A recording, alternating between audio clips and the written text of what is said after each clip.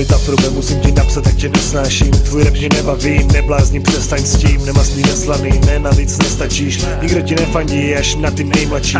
Základní vzdělání, bez mámy, bez táty. Pro mě jsi jen velká nula, která dělá shit.